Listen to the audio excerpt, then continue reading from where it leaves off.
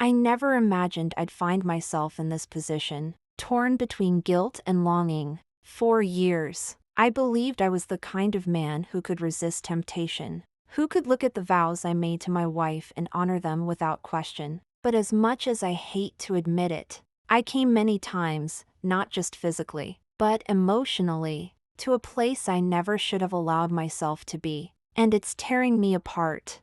It started innocently enough. Isn't that how it always goes? Her name was Emily. She worked in my office, and we'd occasionally chat during coffee breaks. It was harmless at first. I didn't think anything of it. I'm married to Julie, a woman who's been my rock for 10 years, the mother of my children, and my partner in life. But over time, those innocent conversations with Emily became something more.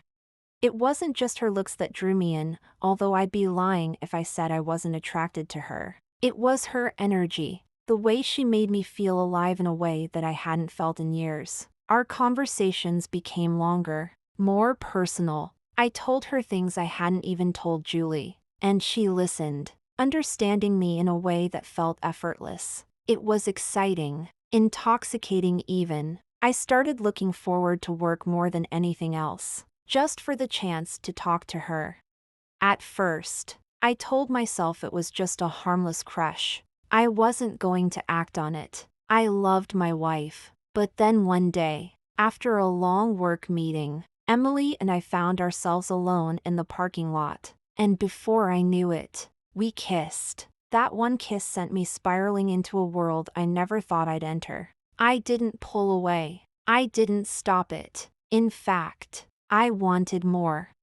That night, I went home to Julie and pretended nothing had happened. But I couldn't get Emily out of my head. The guilt gnawed at me, but the desire was stronger. I told myself it was just a one-time mistake, something I could put behind me. But the truth is, I came back to Emily many times.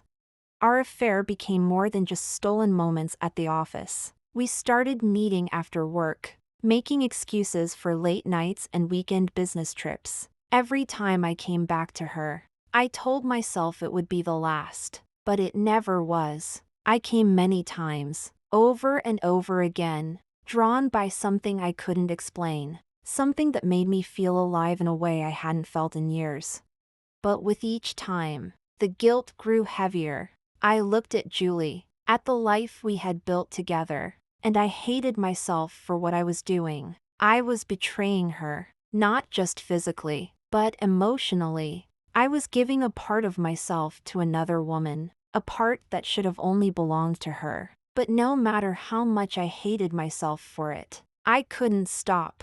The pull of the affair was too strong, and each time I told myself it was the last, I found myself coming back again. Then one day, it all came crashing down. Julie wasn't stupid. She started to notice the late nights, the distance between us, the way I avoided her touch. She asked me if something was wrong, but I lied, telling her I was just stressed from work. But she knew. I could see it in her eyes.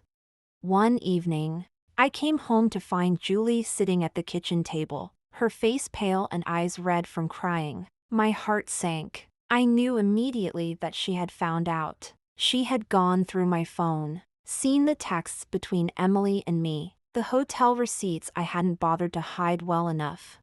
"Is it true?" she asked, her voice shaking. "Are you seeing someone else?"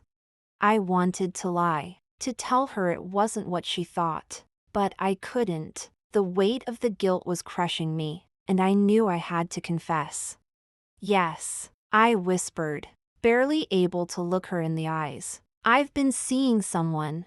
The silence that followed was unbearable. Julie didn't scream or yell. She just sat there, staring at me like she didn't recognize the man in front of her. And in that moment, I realized the full extent of what I had done.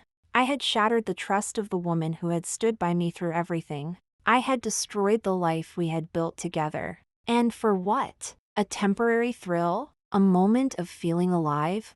Julie stood up, her face expressionless. "I need some time," she said quietly, and with that, She walked out of the room, leaving me alone with the wreckage of my choices.